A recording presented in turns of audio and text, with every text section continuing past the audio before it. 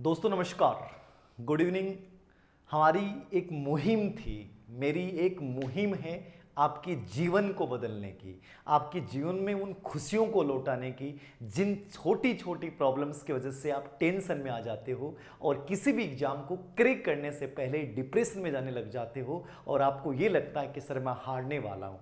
लेकिन मैं आपको हारने नहीं दूंगा, याद रखना। मैं आपकी ज़िंदगी में आपको वापस वहाँ जाने नहीं दूंगा जहाँ से आपको बहुत आगे जाना है। तो हमें पीछे की ओर नहीं देखना, हमें आगे की ओर देखना है। मैंने एक यूट्यूब पे एक टेस्ट लिया था, एक प्रश्न डाला था और उस प्रश्न के उत्तर में लगभग बच्चों ने गलत उत्तर दिया। लॉजिक का प्रश्न था। मुझे लग रहा है कि बच्चे सिंसियरली तैयारी नहीं कर रहे हैं। मतलब कंपटीशन कुछ भी नहीं है, मैं बार बार कर रहा हूँ, अभी भी बहुत कुछ कर सकते हो, बस मन में इरादे बहुत मजबूत रखना, आपको बहुत आगे जाना है। तो हमारी जो छोटे छोटे वीडियो की श्रृंखला है, जो महत्वपूर्ण वीडियो की श्रृंखला है, जिसपे अनावश्यक हमें बातें नहीं करनी है, हमें वही बात करनी है टू द पॉइंट जो एग्जाम में काम आएगी। मुझे आपको भ्रमित नहीं करना है, मुझे आपके जीवन को दिशा देनी है, आपके जीवन में वो मशाल जलानी है कि उस मशाल से हमारे आसपास का रोशन पूरा वातावरण एक प्रकाशमय हो जाए। तो आज एक छोटा सा वीडियो, अति महत्वपूर्ण वीडियो, और इस पे प्रश्न हर एग्जाम में मिलता है। मेथड में भी प्रश्न आता है, साइकोलॉजी में भी आता है। एक अच्छा मूल्यांकन, बहुत बार बच्चे प्रश्न पूछते हैं सर एक अच्छा मूल्यांकन उपलब्धि परीक्षण, तो ये 3 बिंदु याद रखना। एक मूल्यांकन की विशेषता पूछ ले आपसे, एक उपलब्धि परीक्षण की विशेषता पूछ ले आपसे, अचीवमेंट टेस्ट, उपलब्धि परीक्षण, निष्पत्ति परीक्षण जिसको बोलते हैं, और एक अच्छे परीक्षण की विशेषता पूछ ले। ये तीनों बिंदुओं का एक ही उत्तर है। या ये पूछ ले कि गुरुजी एक अच्छे प्रश्न पत्र की विशेषता क्यों है, तो अच्छे प्रश्न पत्र की विशेषता, एक अचीवमेंट टेस्ट की विशेषता और अच्छे परीक्षण की विशेषता, सबकी कॉमन विशेषताएं, और 4 विशेषता पढ़ जाए वो 4 पर 100% प्रश्न आओगे, रिलैक्स मूड में पढ़ के जाओ, बहुत ईजी रूप में समझ में आ जाओगे। देखियो थे 4 विशेषताएं। हमसे प्रश्न पूछेगा अच्छा मूल्यांकन होता है, एक अच्छा उपलब्धि परीक्षण होता है, अच्छा प्रश्न पत्र होता है। देखिए क्या होता है। पहली विशेषता वैधता, वैलिडिटी। बहुत बार प्रश्न आ गया, वैधता क्या है, वैलिडिटी क्या है।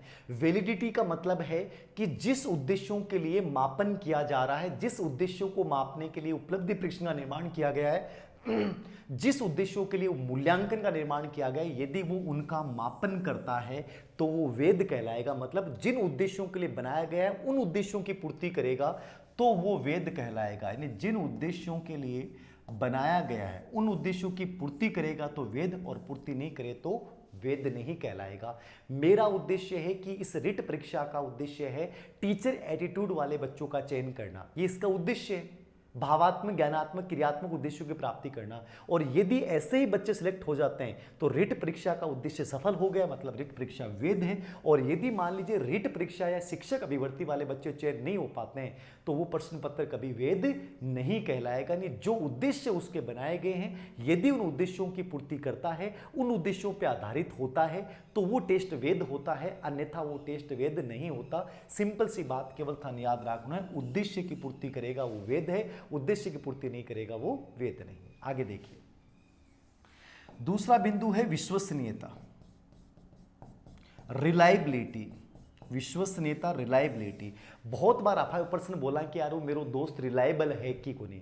रिलायबल को मतलब क्यों है, जो बदले नहीं, जो समय के साथ, वक्त के साथ और परिस्थिति के साथ जो बदलेगो नहीं, वो दोस्त तो है थारो रिलायबल। और जो को परिस्थिति बदलता ही, समय बदलता ही, वक्त बदलता ही बदल जा, इको मतलब वो दोस्त रिलायबल को नहीं हुए। तो विश्वसनीय दोस्त किसको बोलते हैं, जो हमेशा हर परिस्थिति में हर समय एक जैसा रहेगा, वो दोस्त विश्वसनीय है। तो वही यहां विश्वसनीयता का मतलब है, रिलायबिलिटी का मतलब है। यहां रिलायबिलिटी का मतलब क्या है, यही तो रिलायबिलिटी है कि एक प्रश्न पत्र बनाया गया और उस प्रश्न पत्र में मैंने आपका टेस्ट लिया और उसमें मान लीजिए आपके 20 में से 15 नंबर आए, और मैं 15 दिन बाद में जब दोबारा टेस्ट लेता हूं तो आपके उतने ही नंबर आते हैं, चाहे समय, स्थान, परिस्थिति कितनी बदल जाए। मतलब समय, स्थान, परिस्थिति से उसके प्राप्तांकों में यदि अंतर नहीं आता है तो वो टेस्ट क्या कहलाएगा, रिलायबल टेस्ट कहलाएगा। यदि उसके प्राप्तांकों में अंतर आ जाता है समय की वजह से, परिस्थिति की वजह से, समय के, स्थान के परिवर्तन की वजह से, तो हम उसको रिलायबल नहीं कहेंगे। समझ गए ना। ऐसे प्रश्न बहुत बार पूछे गए एक बच्चा एक प्रश्न पत्र में 30 में से 25 नंबर प्राप्त करता है, लेकिन अगले दिन जब परीक्षण लिया जाता है तो उसके 28 नंबर आ जाते हैं। इसका मतलब उस परीक्षण में किस चीज़ की कमी है? तो उसमें रिलायबिलिटी की कमी है, विश्वसनीयता की कमी है। इसके दो अर्थ लिए गए हैं, एक तो अवधि वाला लिया गया है, एक ये अर्थ भी इसका लिया जाता है कि प्रश्न पत्र का जो प्रथम भाग है उसमें यदि बच्चा अच्छा अंक प्राप्त कर रहा है तो अगले में भी अच्छे अंक प्राप्त करता है, इसका मतलब विश्वसनीय है। पहले में निम्न अंक प्राप्त कर रहा है तो दूसरे में निम्न अंक प्राप्त कर रहा है, ये भी इसका अर्थ बताएगा, लेकिन इससे आप कंफ्यूज हो जाओगे। आप तो ये याद रखो, जो समय स्थान परिस्थिति के परिवर्तन होने से जिसमें प्राप्तांकों में अंतर नहीं आए, यानी मापन की स्थिरता। किसकी स्थिरता? मापन की जहां स्थिरता होती है वो टेस्ट क्या कहलाएगा? रिलायबल कहलाएगा। ये याद रखना, बहुत प्रश्न पूछे गए। 3 नंबर पे वस्तुनिष्ठता। ये शुरुआत वाले 3 बहुत इंपॉर्टेंट है। वस्तुनिष्ठता क्या है? ऑब्जेक्टिविटी क्या है? वस्तुनिष्ठता को समझिए। वस्तुनिष्ठता के 2 मतलब हैं। एक तो वस्तुनिष्ठता का मतलब है जिसका उत्तर बच्चा एक ही देगा, मतलब जिसका एक ही उत्तर सही होगा वो ऑब्जेक्टिव है। जिसका क्या हो? एक ही उत्तर हो, इसका मतलब वो क्या है? वस्तुनिष्ठ है। दूसरा इसका मतलब क्या है? जांचकर्ता की मनोदशा का प्रभाव नहीं पड़े। मेरो मूड है, मेरो मूड बढ़िया है तो नंबर अच्छा दे दूंगा, और मेरो मूड खराब है तो नंबर अच्छा को नहीं दूंगा, मतलब वस्तुनिष्ठ को नहीं। परीक्षक जब जांच करे तो उस पर कोई पूर्वाग्रह, उसकी मनोदशा का, इन प्रश्नों को जांच करते समय जब कोई प्रभाव नहीं पड़ता है, इसका मतलब वो टेस्ट क्या कहलाएगा? ऑब्जेक्टिव कहलाएगा। अरे आपने बीए की, बीएड की एग्जाम ऐसा क्यों हुए? आत्मनिष्ठ हुए। कई बार तो नंबर बहुत बढ़िया जा, रामायण में महाभारत लिखा है तो भी नंबर दे दे, अगलो ऊंचाई देख की, लाइन देख की नंबर दी, बीएम बीएड में ही नंबर आऊँगा, ठीक है, क्योंकि वहाँ अगले के मूड पे डिपेंड है। एग्जामिनर को मूड बढ़िया है, मान लो आपकी मैडम से बहुत बढ़िया बात कर रहे हो, खुश है, चेक कर रहे हो, कॉपी चाय पड़ी है तो बढ़िया नंबर दे देगो। अरबी को मूड खराब है, लड़ाई करके आए हो है, कॉपी चेक कर रहे हो तो दिमाग खराब है, दिमाग में अरबी चेक करें भी कॉपी रगड़ देगो, होता ना ऐसा। तो कई बार जहां आपकी मनोदशा का प्रभाव पड़ जाए, जांचकर्ता की मनोदशा का प्रभाव पड़ जाए, इसका मतलब वो वस्तुनिष्ठ नहीं, वो आत्मनिष्ठ है। अब वस्तुनिष्ठ में तो क्या है? एक ही उत्तर होगा, आपको उसको उतने नंबर देने, आप उसमें कुछ भी गड़बड़ नहीं कर सकते। तो जिसका एक ही उत्तर हो और जांचकर्ता की मनोदशा का जिस पे प्रभाव नहीं पड़े, वो टेस्ट क्या कहलाता है? ऑब्जेक्टिव कहलाता है। क्या कहलाता है? वस्तुनिष्ठ कहलाता है। नहीं, एक प्रकार से एक ही उत्तर होना और जांचकर्ता की मनोदशा का प्रभाव नहीं पड़ना। 4 नंबर पे चौथा बिंदु है व्यापकता या समग्रता। व्यापकता या समग्रता।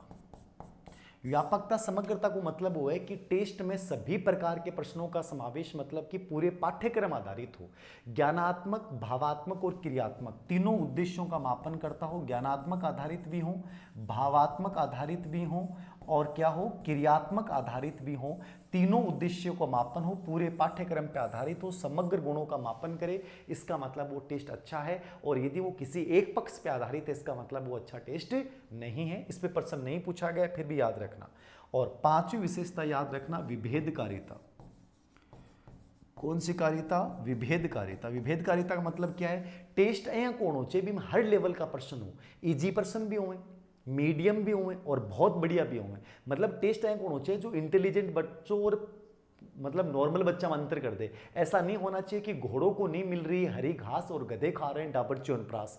मतलब गधे गधे ही रहने चाहिए और घोड़े घोड़े रहने चाहिए। मैंने इसलिए कहा है योग्य होगा वो आगे जाना चाहिए, जो योग्य नहीं होगा वो आगे नहीं जाना चाहिए। कई बच्चे कहते हैं गुरुजी पेपर अप्लाइड आगो, तो मैं कहता हूँ पेपर अप्लाइड आएगा तो बहुत बढ़िया है, पेपर हार्ड आए तो नुकसान क्या है? जो पढ़ने वाला उसको नुकसान कुछ नहीं है। जो नहीं पढ़ने वाला है, जो पूरे दिन यूट्यूब पे उम्मीद करता है कि कोई बताएगा, पूरे दिन लाइव क्लासों के चक्कर में लगा रहता है, पूरे दिन टेस्ट सीरीजों के चक्कर में लगा रहता है, उस बच्चे का भला तो होना भी नहीं चाहिए। याद रखना, जो किताबों में पढ़ रहा है, बहुत मेहनत कर रहा है, उस बच्चे को फायदा होना चाहिए। तो पेपर हार्ड ही आना चाहिए, अच्छे लेवल का आना चाहिए। ऐसा नहीं आना चाहिए कि जो वो सोच रहे हैं कि यूट्यूब के माध्यम से मेरा सिलेक्शन हो जाओ, कभी ही को नहीं होगा, कभी ही को नहीं हो, याद रखियो। तो विभेदकारिता को मतलब क्या है कि हर लेवल का प्रश्न हो, मीडियम हार्ड, यानी बच्चों में डिफरेंट कर दे, ऐसा टेस्ट होना चाहिए। ये 5 तो मुख्य विशेषताएं। इसके अलावा व्यवहारिकता होनी चाहिए। व्यवहारिकता का मतलब क्या है? जांचने में सरलता होनी चाहिए, मानकीकृत होना चाहिए, मतलब स्टैंडर्ड के आधार पे ब्लूप्रिंट बेस्ड पेपर हो, निर्धारित संस्था उसको बनाए, निर्धारित नियमों का पालन हो। इसके अलावा उपयोगी होना चाहिए, मितव्ययी होना चाहिए, ज़्यादा खर्चा उसमें नहीं आना चाहिए। ठीक है, ये कुछ अन्य विशेषताएं हैं, लेकिन इतनी महत्वपूर्ण नहीं जितनी ये 5 विशेषताएं महत्वपूर्ण हैं। स्पेशली वेदता, वस्तुनिष्ठता, विश्वसनीयता, विभेदकारिता और व्यापकता, इन 5 को अच्छे से कवर करके जाना। इनमें बहुत डिफरेंस होता है, बहुत बार बच्चे गलती कर देते हैं। उम्मीद करता हूँ आपको कुछ समझ में आया होगा। धन्यवाद। इसी प्रकार इसी छोटे छोटे वीडियो के साथ मिलते रहेंगे। मस्त रहें, हंसते रहें, खुश रहें। हमें बहुत आगे जाना है। छोटी छोटी बाधाओं के सामने हार नहीं माननी।